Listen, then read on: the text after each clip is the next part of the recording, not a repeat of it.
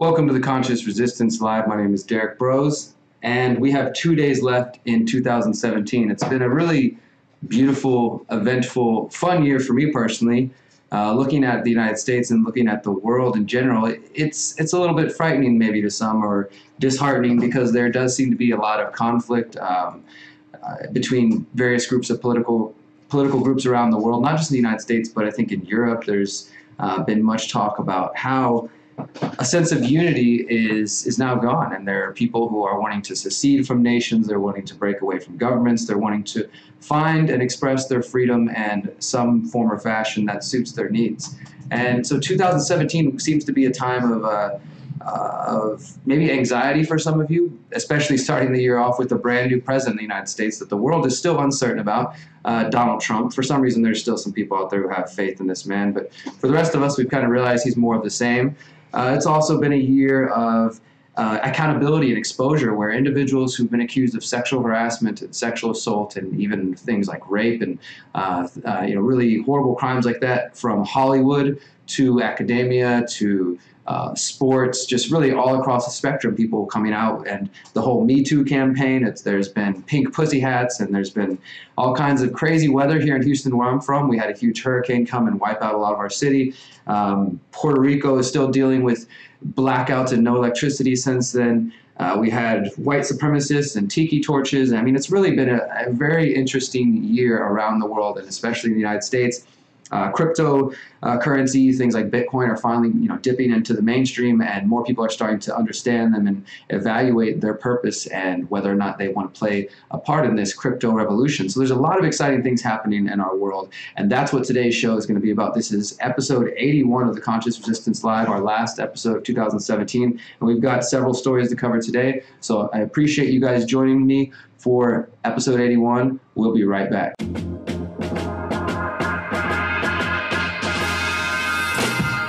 Wondering how I got into this mix. Mind playing tricks and I'm feeling for a fix.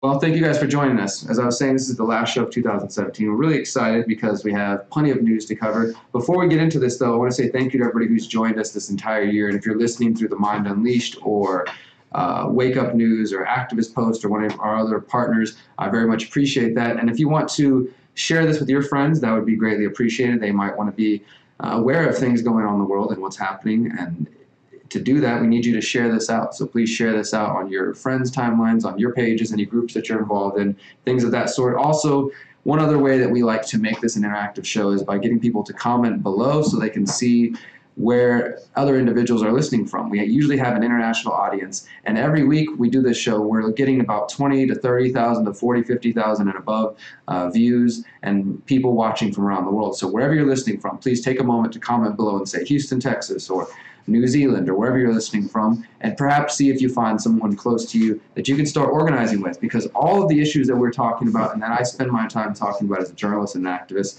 I do believe that the solution, in one way or another, comes down to us working together and finding ways to find solutions that are mutually beneficial for everyone involved and don't require us to use force or domination or authoritarian methods over one another. So that's what we're after here. That's what the Conscious Resistance Live is all about, and I appreciate you guys joining us today. It was Christmas last week, earlier in the week, and yeah, Christmas is an interesting thing. I think we talked just a few days ago about how Christmas is celebrated in different places around the world. That in Japan, it's kind of seen more as like a Valentine's Day type of event, as opposed to being about Christ and things of that sort. It's interesting just to see how different people celebrate the solstice or Christmas or whatever they want to call it. But also happening on Christmas, we have things like 71 different civilians being killed on Christmas Day in Yemen. And these are civilians being killed by Saudi bombs. Of course, the Saudis have these bombs thanks to their funding and support from the United States government. So this is U.S.-backed Saudi bombs, killing at least 71 civilians, according to a report from Al Jazeera. In a 48-hour period, over Christmas in Yemen. So this is 2 days of straight bombing, including on Christmas Day. Residents told Al Jazeera that a number of airstrikes, quote, rained down on Yemen's capital early on Christmas Day, killing at least 11 people, including 3 women and 2 children. And, you know, I think it's interesting as a journalist when people do these, like when they differentiate, they say, okay, well, there's the amount of people killed, 11, right? And then they say, including 3 women and 2 children, right? Well, it's like, it's already fucked up enough. And then they want to tell you, like, oh, the women and the children. And all I'm trying to say is that, why is it? Why is it, like, is it supposed to be worse because it's a woman and a child? Like, I think it's fucked up somebody's dying no matter what. So it's kind of silly to me. It's this, and I don't want to get off on this whole tangent, but to me, it's sort of a part of the whole issue that it's this idea that, you know, when shit hits the fan, women and children first, right? And the men stay behind to, like, fight it out or die or whatever. Like, you know, so if someone dies, if it's a man, it sucks. But if it's a woman or a child, it sucks even more or something. I don't know. It's human life, right?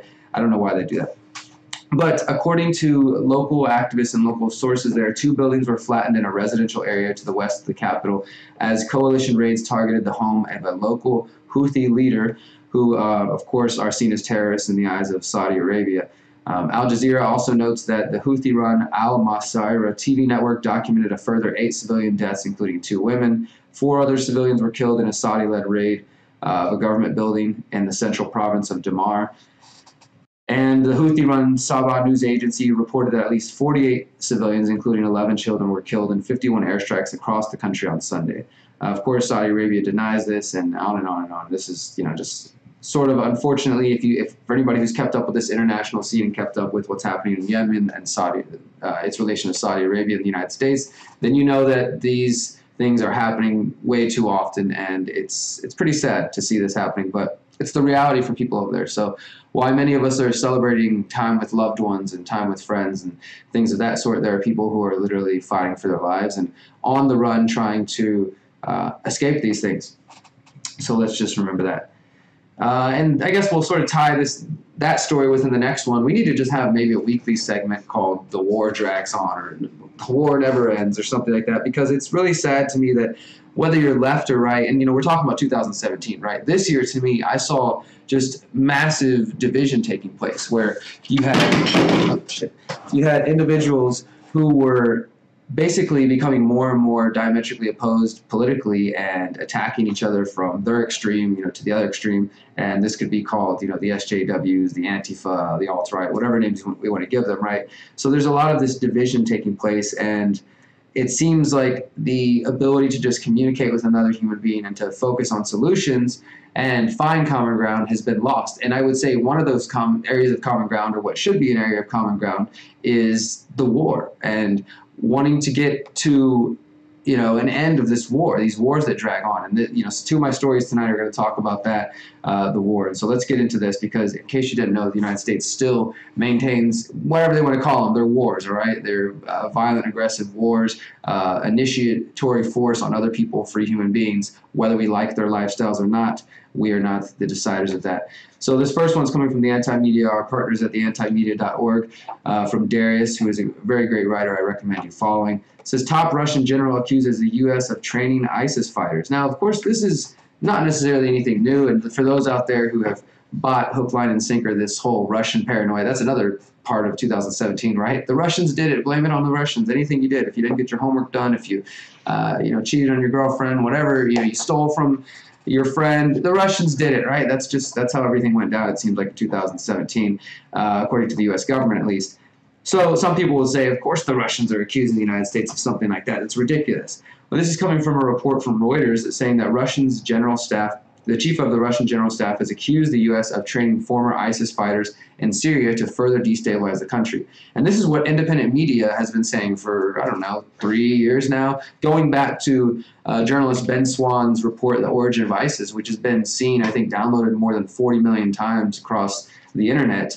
And many other people who have done great work going to Syria and visiting themselves and seeing the truth and hearing from the Syrian people. Not to say that that Bashar al-Assad is loved by everyone, that he hasn't committed any atrocities, but the reality is that the United States wants him out for their own purposes, and not because they want to come play hero and save the day. They really just want to get rid of that leader and allow the Russians to have more power. I mean, not the Russians, but allow themselves to have more power, more control, and to push out the Russians. So really, Syria has always been a proxy war between the Russians and the United States, and what we're seeing develop more and more as this increases. And now that ISIS is basically gone out of Syria, they've been defeated, and Russia's pretty much like, okay, leave now. You have no reason to be here.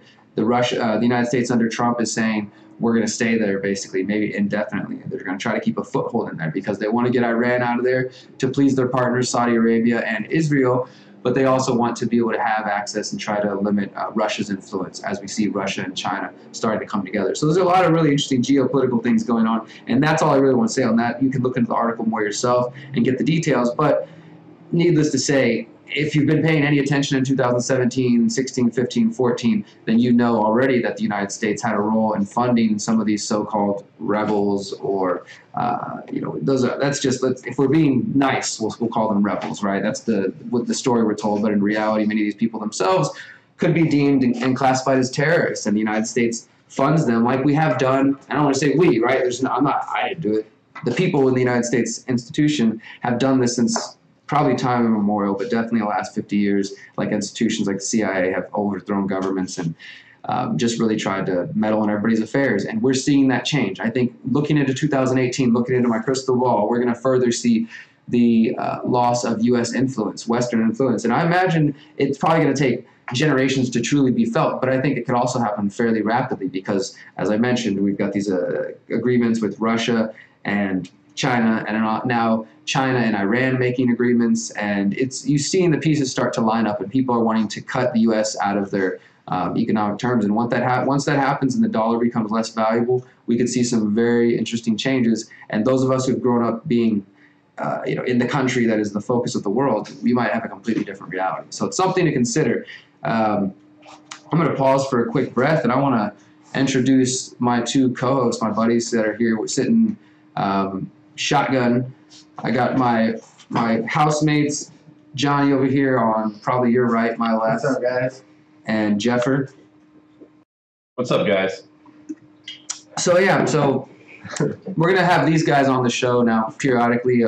Let's keep both of us on the screen. I want to get you guys in for the next one. Sure. But I just mentioned, as we take it aside from the heavy news for a second, that as we're growing the show, especially going into 2018, if you've been listening for a while, I've talked about improving this, and part of that is bringing the guys on. Also, thank you to Damon, who helps post the links and helps keep the show running. And we plan to do more and more improvements to this platform so that we can be interactive with you guys. One of the other things is we want to be able to try to raise funds through the show and raise money and basically go towards different organizations, charities, nonprofits, things that we support, and use the internet and you guys who are watching this, not just sitting there passively watching, but actually being able to participate and play a bigger role. So anything you guys want to add to that as far as what our goals are with this?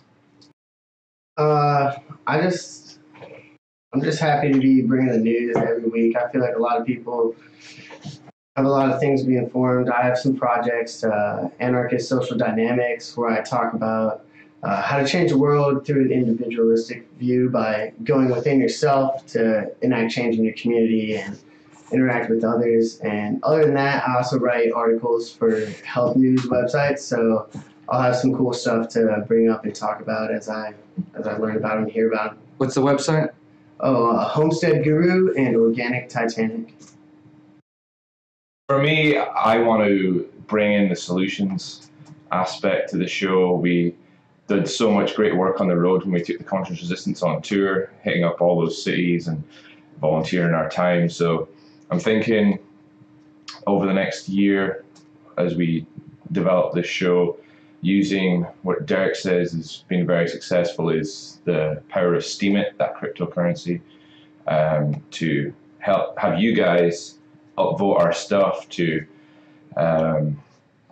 create currency that we can then use to buy fruit trees or volunteer our time building awesome community projects and really help our neighborhood and spread this message that we can do it without, we can build our communities without government. Absolutely. So we have some big goals for those of you who are listening, maybe, because it's funny to me, we'll have people, because we're doing this on Facebook Live, but some of you may be listening and watching later on DTube or YouTube or other platforms. There's always somebody who somehow they get lost, like in a news feed. I guess they're scrolling and all of a sudden they're at a video, they're like, how did I get here? Who is this person? Like they're lost. Like I just feel like I imagine like an old woman just like lost in the grocery store. If you don't know what you're watching, how do I exit out of the page? You can keep scrolling. Like that meme with the lady with their glasses. Yeah, exactly. So, but if you're just tuned in, this is a news platform. We try to talk about important issues, and especially the articles that I write, but also talking about philosophy today. We're going to get into some science and just some cultural issues on differences and how people view sex and interaction and things like that. But this show is meant to talk about health, talk about politics, and as Jeffrey mentioned, solutions. That's the whole goal of this. And we want it to be interactive, and we want to be able to work with you guys to raise funds and do good things. So thank you guys for tuning in and supporting. And if you haven't yet, please give the Conscious Resistance Network a like, follow, subscribe, all those good things. And let's go ahead and get into the next story here. It's about a really uncomfortable topic that sex trafficking, human trafficking in general is already, it's bad. But I think, again, going back to what I was saying, it's like even worse, right, whenever it involves children, pedophiles, and things of that sort. And so, Johnny, you've looked at this. Go ahead and you tell us a little bit about what you saw here. Well, basically... Well, first, so the article is titled High-Level Amazon and Google Employees Busted in Major Sex Trafficking Sting. So, yeah, employees of Google and Amazon were basically caught in, I guess, an internet chat room, this website called Backpage.com. And just a little history about that. Pretty much everyone, a lot of the higher-up people in that company, or that running website, Backpage.com, are, convicted pimps, wanted for, like, potentially pimping, or, like, I forget the way they worded it. It was, like, conspiracy to pimp or something like that. But, so these guys are known sex traffickers, basically, who are running this website, which is essentially like a prostitution hobbyist. Yeah, that's the code word, the hobby. So you go for I guess they'd say go and get a hobby, or like that's how they're like using the emails. And of course Google and Amazon, they really they have tons of employees, so they pretty much claim they don't know anything about it. It's not their policy. Obviously, these companies aren't going to have written into their policy, like, by the way, no sex trafficking. But, I think it's weird, the volume of it, because there's, like, they said, like, over 6,000 transactions an hour. It's interesting, though, because, in some ways, like, I agree that, and this is, like, what we saw with the Silk Road case, right, that an individual shouldn't be held responsible for what users of their website do necessarily, right? But Backpage.com is a little different. It's like people know what that thing is there for. But say, like, if people do shady stuff and they've met through Craigslist, the Craigslist owner shouldn't be held responsible. But I do feel like, and in going to what you're saying as far as the companies are like, we have a lot of employees, this is sort of just like, yeah, just because a couple of your employees do some crazy things like this. Someone kind of high up should have caught it. Maybe. Yeah, well, you know what I'm saying? That, like, but also, your dudes, like, there's a culture of this. There's more than, it's not just this one single incident here that we're seeing right here. There's, when we start to put it into context, especially in this last year with all the Me Too stuff, there's been a lot of, and even going into the conspiracies of Pizzagate and Pedogate. I mean, we watched the documentary last night. I could hardly sit through it, man. If anybody's ever seen or heard of, it's called An Open Secret, and it came out in 2014 originally, and it didn't really get much traction. I wonder why. It seemed to be probably ignored or suppressed. And then in the last year with Corey Feldman coming out and a lot of the Me Too, Harvey Weinstein stuff, it has started to get some traction again. And I didn't even finish it, dude. Me and Johnny, we watched some of it, and he was getting made uncomfortable, so he was like out of here. Then I felt in my seat, and I felt kind of creeped out watching it by myself. Honestly, I was just like, man, this is getting pretty like. But at the same time, the thought I had was this, dude, and this is really serious. Is that people don't want to feel those feelings, right? Yeah. But these kids have to live that tonight. Those kids have to live that, and then if we can't even sit there and watch through a documentary, how is that going to change? Because people don't want to accept that it's reality, right? The parents are just like, they just want to brush it aside, or they want to hope that maybe Jeffrey's little innocent hope that like their kids can just like get over it and move on. And then sometimes people they stuff that stuff inside of them and they forget about it, and later on they get older and it comes out, right? And I think this is interesting though, as far as the Google story and the Backpage thing, because the CEO back page, was actually arrested in Houston, it said, in October 2016. Yeah, that's what I was saying. So I think they have a base here. right? Yeah, he's charged with conspiracy to commit pimping. Yeah, and so this is the thing, is they have these prostitutes trafficked from Asia who don't usually speak English. Again, we're seeing people being taken advantage of, maybe promised all kinds of different things, that they were coming here for work, or, you know, they would have housing. And generally that's what happens. They're told, okay, well, you owe us a certain amount of money now, so you have to pay it back, and until you pay it back, like, you're going to, you know, Basically indentured. Yeah, exactly, indentured servant.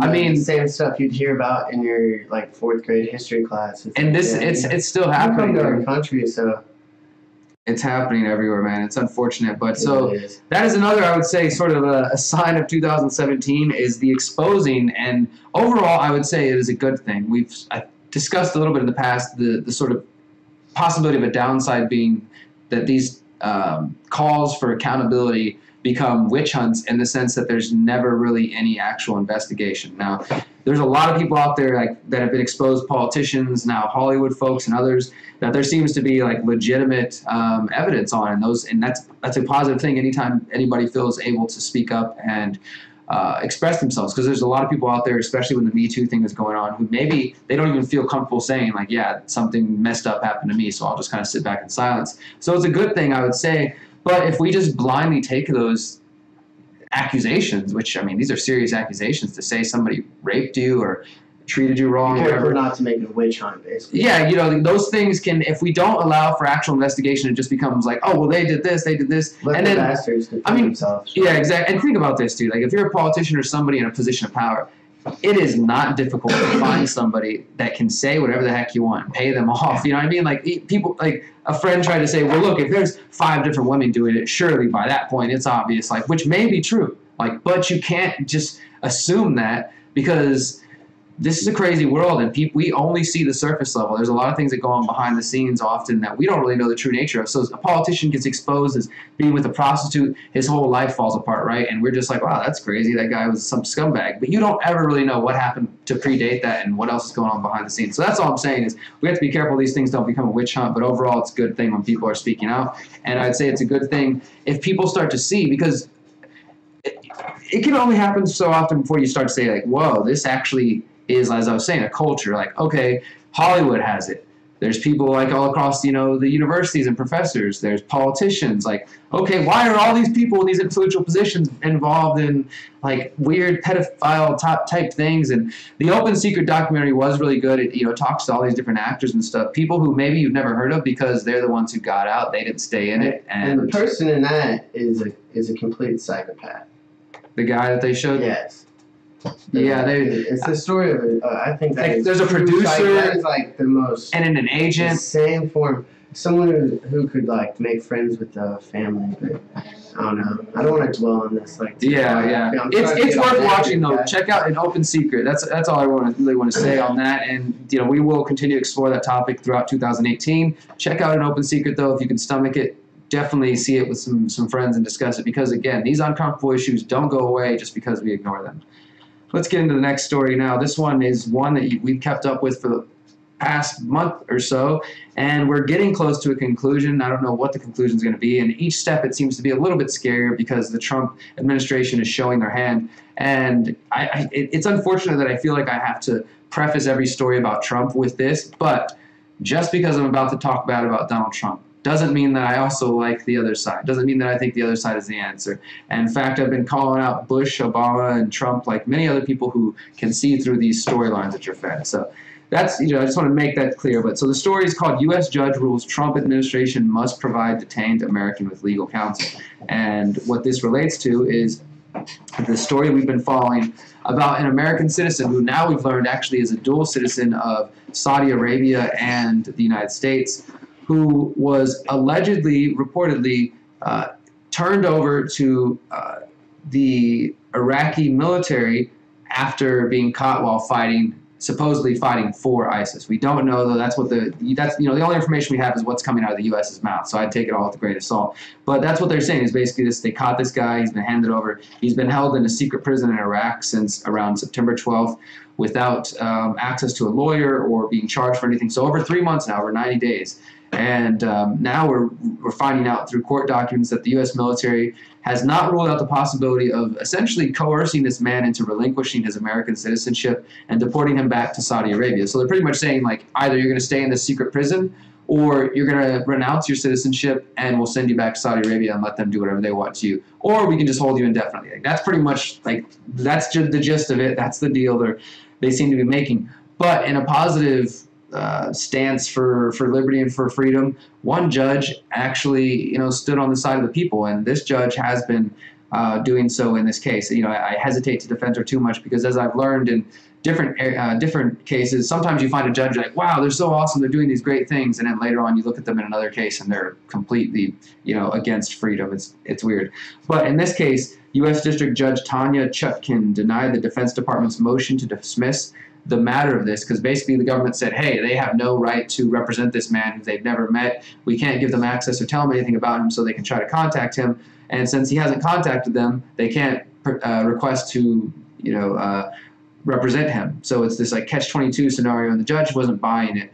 She basically ordered the military to let the ACLU, quote, immediate and unmonitored access to the detainee so that it can determine whether he wants them to represent him. My guess is he's probably going to say, yes, thank you. I've been waiting to see a lawyer, like, help me get the heck out of here, figure out whatever. And I'm not defending anything this person may have done. All I'm saying is, they may very well be some, like, sick and demented dude who fell under the spell of ISIS and other BS fanaticism, but they still deserve the rights that I think all of us should be afforded. And I know there's plenty of people, when I see this, when I talk about these cases, who are like, screw them, they went and fought for ISIS, let's burn them alive, behead them, drown them, throw them off a building, do everything ISIS does to our people, and all that. It's just, again, division, fear campaign, and on and on and on.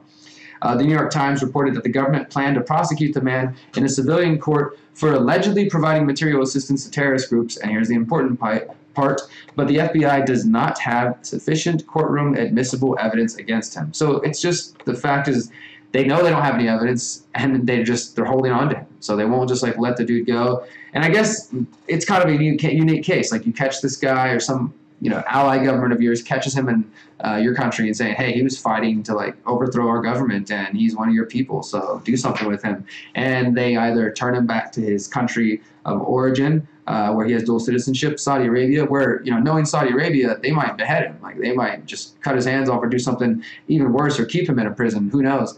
Or the United States puts him in Guantanamo or something like that. But they're definitely not just going to let this dude back into the public, unfortunately. But it's very, very important that people keep an eye on this case, and I will continue to do so, because this is how the government operates under the cover of dark, when nobody's looking, no one's paying attention, in a situation where it's very difficult to sympathize with and to empathize with this person, right? The majority of the people, even if you're not like a gung-ho American patriot who buys all the terror propaganda, you might say, like, hey, dude, you know what? He's, like, trying to be with ISIS. I don't have much sympathy for him.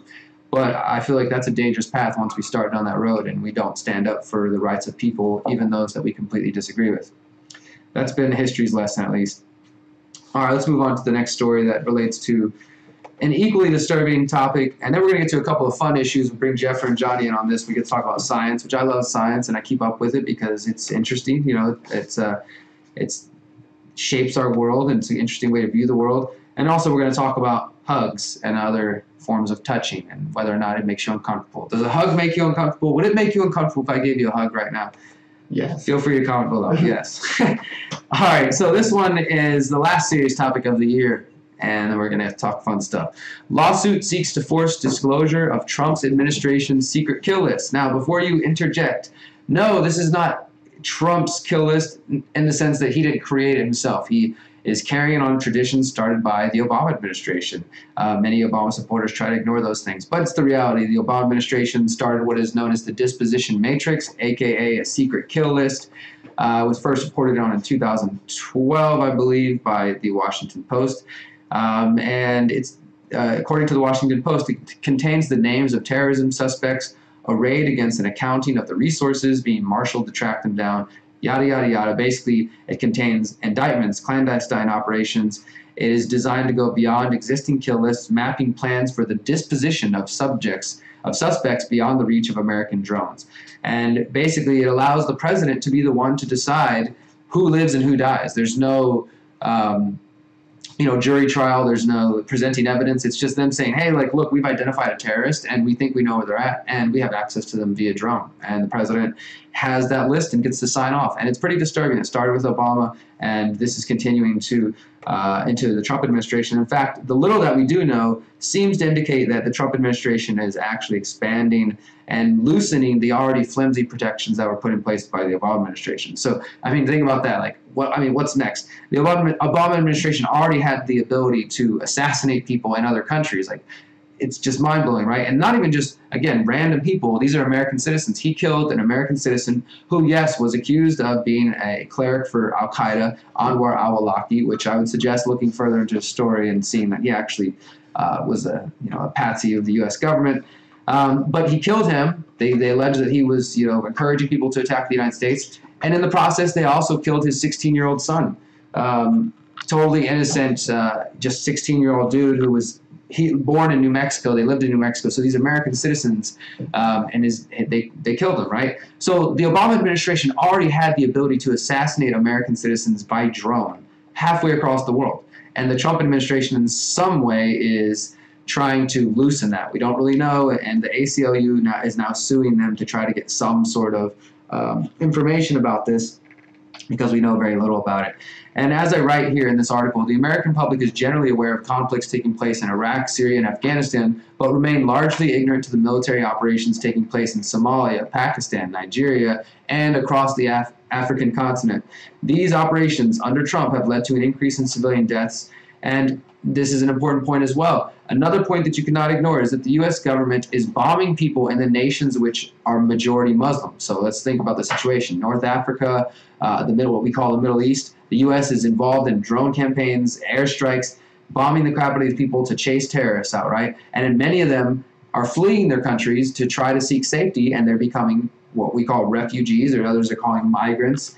And then they're being turned away from places, including the United States, because they come from majority Muslim countries. So it's an interesting way the United States treats the world, the United States leadership at least, because I believe at the bottom of it, the people like you and I, and our hearts and our minds, we do care about each other. Even if we may have fears or concerns of people coming from different cultures and different customs and different backgrounds, we know that together we can create a better world, and that once we let go of this idea of needing to be separate and divided and hurting each other and just this scarcity mentality, as soon as we can get past that, we're able to actually find something that achieves harmony and balance between all of us. I truly believe that. I'm not just trying to fill your head with a bunch of nice sounding words strung together and a sentence. No, the idea is that we could really achieve these things, but it has to start with what we do in our own hearts and our own minds, and changing ourselves, working to better ourselves. So maybe, if you're thinking of making a New Year's resolutions, which it's almost a joke, right? I mean, I guess it is a joke. People say like, oh, New Year's resolutions are meant to be broken. So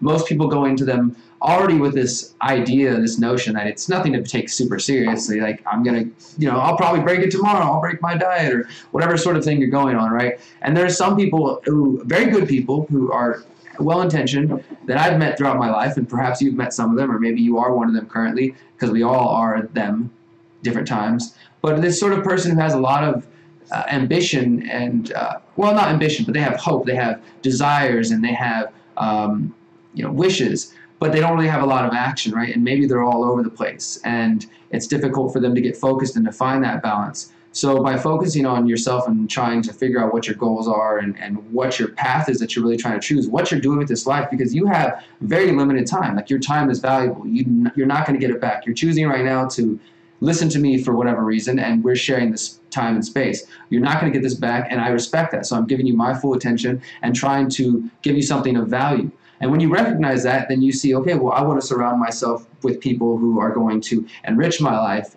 every moment that I have of this very limited space and time. And that, I believe, leads to an understanding that we should all strive for healing and for self-improvement. And that's how we really change the world, because a world that is filled with people who are constantly empowering each other and uplifting each other and motivating each other and having a sort of a mix of cooperation and competition, healthy competition. That is a world that doesn't lead to war, to violence, to molestation and sexual assault and human trafficking and kill lists and disposition matrix and drone bombings and dead children in the streets. But these are the realities of our world. I don't know if we can ever get to a utopia or things are absolutely perfect. But I do think we can get to a place where we're not stuck in this type of world, and it's going to start with each of us. And so I encourage you, when you're looking towards 2018, don't just make some sort of resolution that's mindless and meant to be broken, but actually put some time and some energy and put your heart into it. You know, actually give a damn about what happens to your life and your world. You know, if you just feel like you're in a sea and you're just being dragged around, take control of it, man. This life is what you make it. So you can either be bound and pushed around by external forces, or you can claim your life and live it to its fullest extent and fullest potential.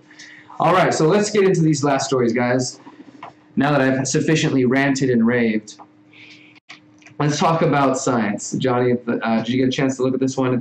I know it's called Genes to Geoengineering, and this is actually the one I didn't read. Okay, well, Jeffrey, you want to go over this one at all? Did you get to look at this one at all? It's just 4 different topics that basically, according to CNET, they're predicting, these are going to be big trends going into 2018. And the one that obviously stands out to me is geoengineering, which we've talked about on the show before, that some people consider to be chemtrails or something like that. And I don't really want to get into that topic other than to say, hey, guess what? Look, they're predicting it's going to be the trend of 2018.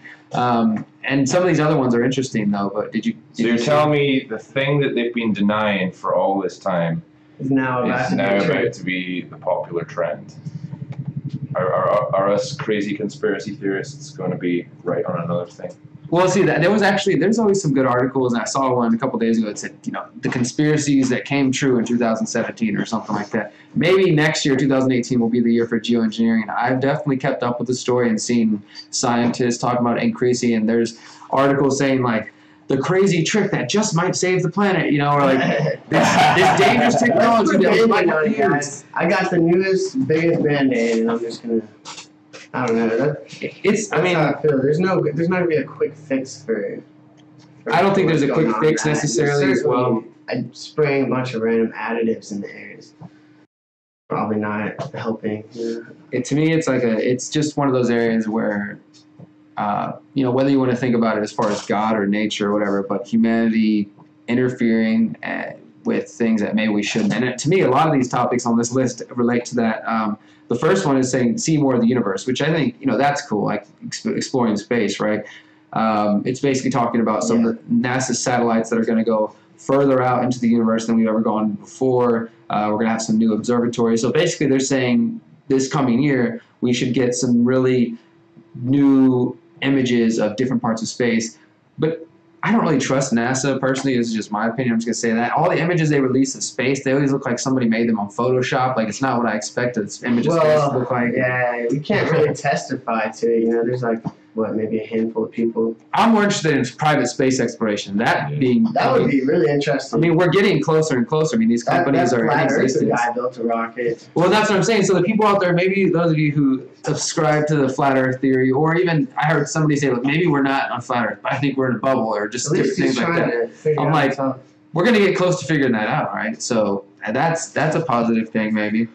Geoengineering, of course, we're talking about that. Then this one is equally controversial. Computers getting further into our heads. In 2017, we learned that Elon Musk backed a company working on a brain-computer interface.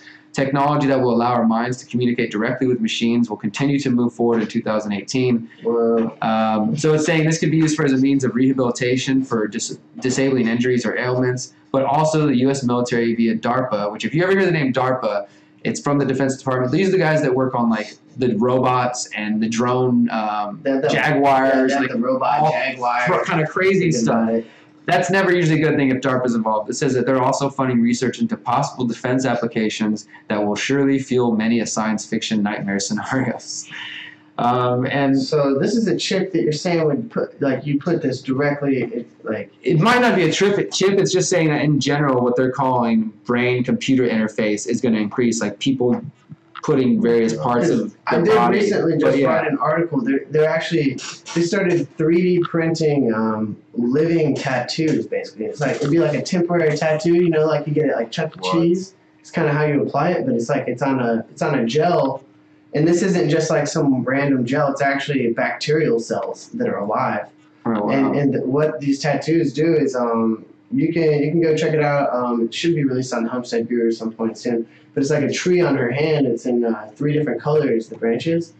and it was the cells are made to respond with fluorescent light to like compounds on your skin or in the air or different things. So like when they rubbed like a certain chemical or something on their hand, it would like glow red if it was this chemical or that. Wow. And so, I mean, they were just talking about using it. Some of the ways they were talking about using it were like practical kind of things, like for someone with a job that has radiation or something, you'd have something on your hand and all of a sudden That's how they get you. this thing lights up. Yeah. But well, the freaky part was because they're developing ones that actually the bacterial cells communicate with each other. So it'd only be the first cell that has to respond to something on the outside, and then all the rest do something from that. And then it's getting into like, okay, That's now we're creepy gonna have living computer tattoos on our hands that you can 3D print. 3D printed living computers. I mean, that's that's a weird thing. Yeah, I don't the know. future is here. It's definitely like it scares the crap out of me. That's just the tip of the iceberg. But they made it clear that's where. Yeah, we're They're still in going the very beginning. The last one on this list says getting to know our genome. Gene editing wonders like CRISPR-Cas9. If you've never heard of CRISPR-Cas9, definitely, I've written about it a couple times. It's pretty interesting. But yeah, we're seeing the next level where they're going to start messing with our DNA now, and the possibilities of being able to eliminate certain diseases and things like that, of course. But then also people are like, hey, well, look, if we just flip this one switch here, they glow. Or like maybe we flip this switch and, like just different things. Like we're going to start, and maybe this is the next evolution of humanity as we start to become like customized. Like just we want everything on the internet, apps like custom to us. We want to live lives that How are far away are we customized. from like a brave new world where you're just like ordering a baby online? I don't think we're that far. And also Gattaca, if anybody's ever seen the movie Gattaca, it's really awesome. It's similar to what they're talking about Brave New World, where like they call them like, and we're not even like Google. Are they asexual? DuckDuckGo genetically engineered babies. It's already happening. Like there's already people. We're already at that level where people can pick the eye color and stuff. Things that were in these movies. CRISPR-Cas9, though, it says that in 2018, the UK's 100,000 Genomes Project will finish up sequencing the human genome. 100,000 patient genomes, leading to new insights in treating rare diseases and more widespread scourges like cancer. While in both Europe and the US, the first human trials of CRISPR-based treatments are set to begin in 2018. It could be the start of nothing short of a revolution in medicine. So it's saying, like 2018 could be the beginning of that really going wide. CRISPR-Cas9, genome editing, genetic engineered babies, genetically engineered humans. I mean, what do you guys think about this? Please feel free to comment below. Send some. I see some wow faces flying across the screen. Yeah, it's pretty wow. It's pretty weird. But please feel free to comment below. We're going to move on into. Anything else, Jeff? What do you think about that? I mean, we can't stop the future. We can't stop the future. It kind of reminds me of the Ritalin. Sort of the way that was introduced, and now it's just enforced on people to create a dumbed down population where there's a very narrow stream of what's acceptable behavior. Your teacher thinks you're acting crazy and you're 5 years old. Oh, give her Ritalin. Like how are the powers that be going to design culture if they have the power to edit our genomes? Can they edit our? Can they look at our brains? Personalities as well? Can they look at brains? Let's make this guy kind of complacent. I do think that it's obvious that like tyrants and totalitarians would want to over time like breed out like for example like maybe once they start mapping out the whole human genome, they're literally able to connect like which like down to this, like I said, a switch almost in our DNA. Like this is what causes rebellion. This is what creates like a sort of anti-government, whatever how far they narrow it down, and being able to turn that off. Like, I mean that. So I think like most technologies, it's really going to be a matter of is it going to be in the hands of the people, like things currently are, sort of open source, decentralized, and that, or is like, are we going to get to a point where all of these technologies are up in the hands of the people, and you end up like that movie Elysium where the really wealthy rich people, they live like up in some sort of spaceship above the earth, and they have these technologies where they just literally lay down in this machine and it like heals all their cells while the people down here on earth are like dying, and living like the normal life that we've come accustomed to while they sort of thrive and excel. That's, I think, the scary part is that these things stay in the hands of the elite, so to speak. I mean, knowledge is in the hands of everybody now, but you would just hope that the ethics of the scientists would would help us all out. You know, just like, here you go, guys. Like, We're always gonna. There's always gonna be a need for radical scientists. I think the tyranny There's will. a lot of cool scientists out there. I know. I think the tyranny will stay on Earth, if anything, and maybe the anarchist space travelers will be the ones who use all these technologies like 3D printing and genome editing and stem cells, Contrast resistance, all this kind of stuff to go explore the universe and leave. We're going to space. We're going tour. We're gonna 3D print our rockets, go to space, using 3D like powered by cryptocurrency while using our decentralized space satellite internet. Fueled with Bitcoin. When all these technologies are in those hands and we're not using it to keep a population down, then it could be a beautiful thing. We could have humans that live for thousands of years traveling around. That'd be like the first guys trying to figure out how to fly a plane, though. Like, you don't necessarily want to be that dude flying the first rocket. Yeah, If you live for a long time. All right. Somebody asked what movie. The movie's called Elysium. It's Elysium, I think. It's got Matt Damon in it. I do remember that. He's in a lot of movies. But yeah, that was actually a pretty cool sci-fi movie. Let's go to this last story now. This one is more interesting now, and I definitely would like for some comments below. You can give us some thumbs up or some sad faces based on your. Actually, let's start with that way. Let's do that. Let's ask the poll questions before we tell them the results. So, Johnny, tell us about this poll. It's basically a poll of like what's considered sexual harassment, and it's a sticky issue for a lot of people. I didn't write down exactly all the questions, but I got a couple of the interesting statistics here. So they surveyed 3,000 Americans, first of all. So it's a survey of 3,000 Americans, and some of the ones that I found to be kind of weird is like, so, I don't know, where was it? Oh, okay. So I shorthanded and didn't memorize it, but unwanted compliments about people's appearance, right? So basically, I'm having a good day at work. I see Jeffer. He's got a new shirt on.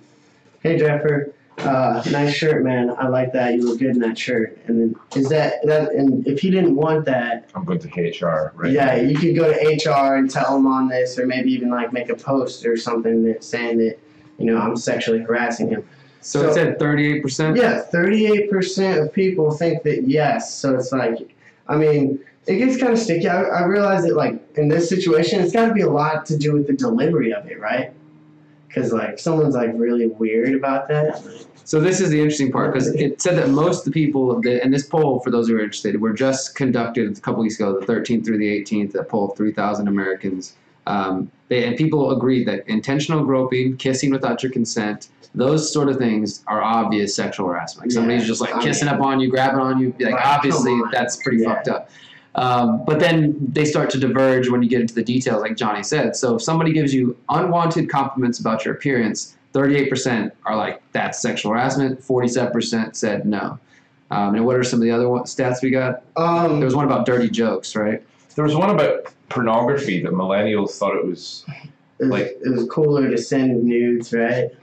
Yeah, it's like 90% of people thought it was unacceptable to send pornography, like older generation, Gen Xers, and then 83% thought it was inappropriate. Yeah, here it is right here. It says 83% of millennials, those adults born after 1982, said it was sexual harassment if somebody sent you pornographic pictures without their consent, compared with 90% of the generation between 65 and 81. So you guys are a little bit older, Gen X, like you guys are a little bit like more, I don't want to say prude, because I don't know, because maybe it is kind of messed up to just send somebody a random picture. Dude, honestly, an unsolicited dick pic is never like, really someone's... All the numbers are pretty high here. I mean, it's not, like you go from baby boomers... What's that 17%? Yeah. Who are these think about 10% flippers right here? Baby boomers are at 94%, like saying, like, yo, dick pics, totally, like, the greatest generation's not taking your dick pic. They barely just figured out that they could use self. And then right behind that, 90% Gen Xers, you guys are like, yo, still unacceptable. And then slightly less, 83% millennials. Again, so that means 17% of people out there are like, yeah, it's kind of 1 in 5. That's like one in 5. You are the guys giving the rest of us a bad name. Like seriously, you think that you should just like take a picture of your wang, keep your dick pics yourself. Like you're like, she's gonna love this shit. It's funny though. I'm sorry, I don't mean to make light of it, but I mean it's so weird. This one though is interesting. It says that 19% of men said that touching someone without their consent was not sexual harassment, compared to 11% of women.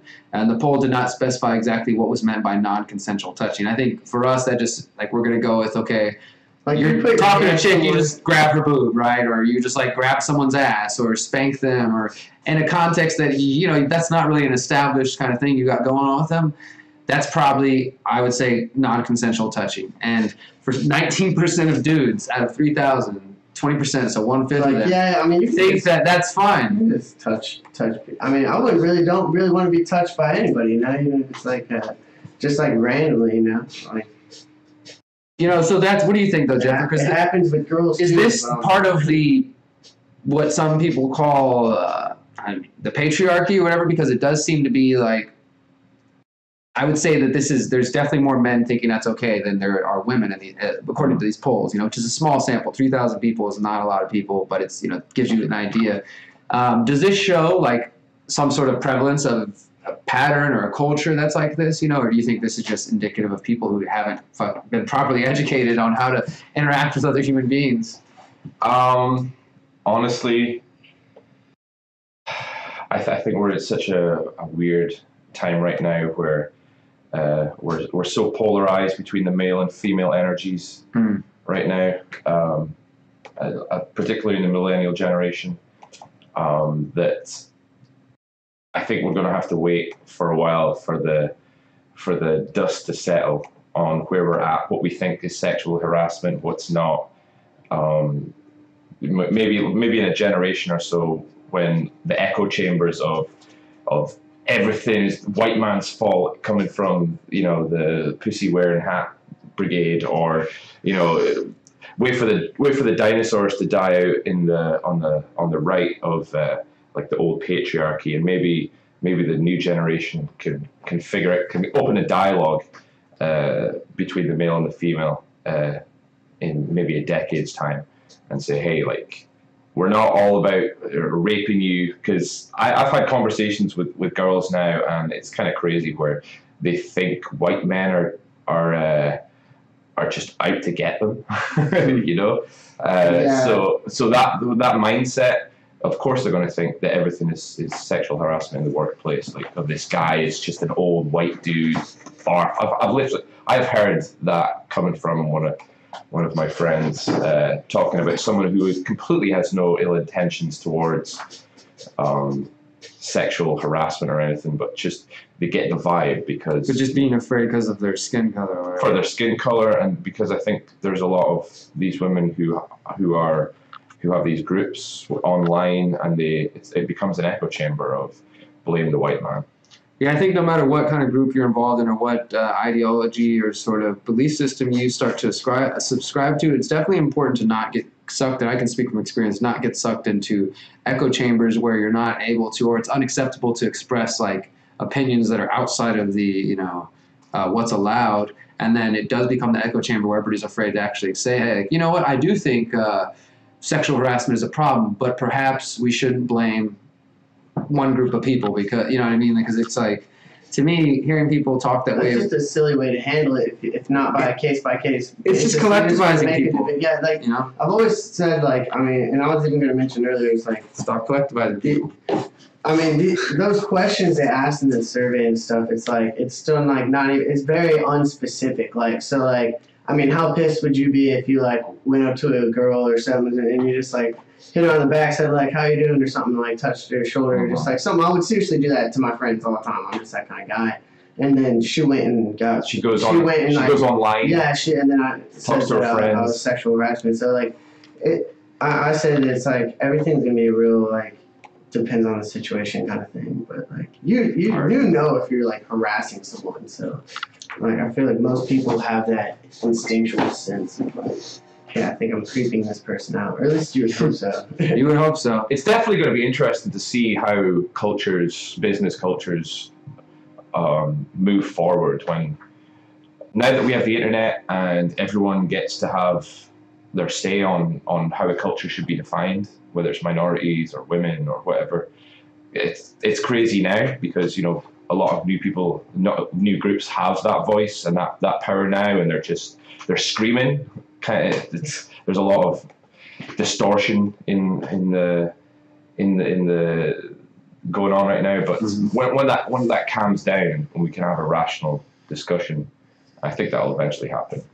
Hopefully we'll get there. Hopefully 2018 is the time for that. I don't think it's going to be 2018. I think it's going to get a lot crazier. Be a little bit more optimistic. You gotta have some optimism. We're gonna wind down. As long as Trump's in office, then.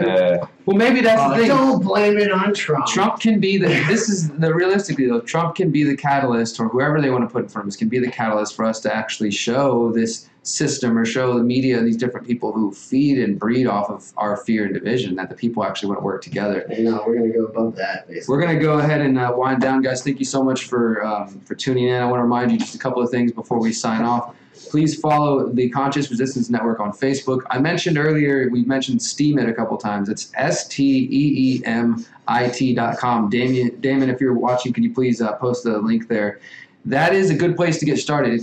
We can't do live crowdfunding through there yet because you have to get approved and sign up. But if you would love, if you like to sign up, that please check it out. It's definitely a good platform to get on. I can say from experience, I've made about $2,000 in the last month and a half or so just from using Steemit, putting out my content, sharing information. So if you write blogs, if you do videos, whatever you may do, it's a good place to interact with other people. And honestly, it's way better than Facebook as far as the community, the support. And like I said, I'm making money doing what I believe in. So once you get approved for that, you have the ability to start making cryptocurrency yourself and helping other people out. We want to get to the point where we're raising money on this show and putting it towards different groups that we believe in. And we can do that with your help. So thank you guys for listening today.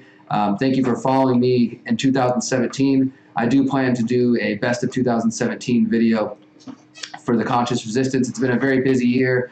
Started out with Anarchapulco and going to Mexico. I've met so many great people this year. And as the guys mentioned earlier, we did our national tour of 48 cities and 9 weeks. Just been a very beautiful time that I'm so thankful for and look forward to working with plenty of you again in the new year. So can we, just before we go, there's an event, maybe we'll do this next week, but there's a tree sale. Did you see that on January 13th?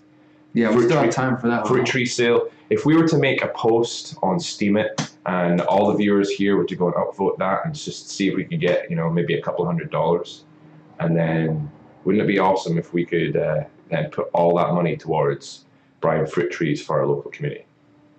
Absolutely, I would love to do that. That's one of the things we've talked about is on the list for a while, crowdfunding for these trees. And the thing is, we'll plant them here at our community house as much as we can. We don't have a whole bunch of space, but we'll go plant these fruit trees around Houston. We'll take care of them, and your support can go towards bettering the community. So that's definitely what we're trying to do here. We've got some time before that. Probably by next week's show, we'll have a plan put into action. And if you just tuned in, we do this every Friday evening at 5:30 Central U.S. time.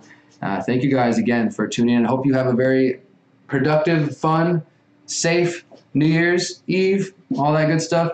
Remember, you're powerful, you're beautiful, and you're free. Peace. Bye.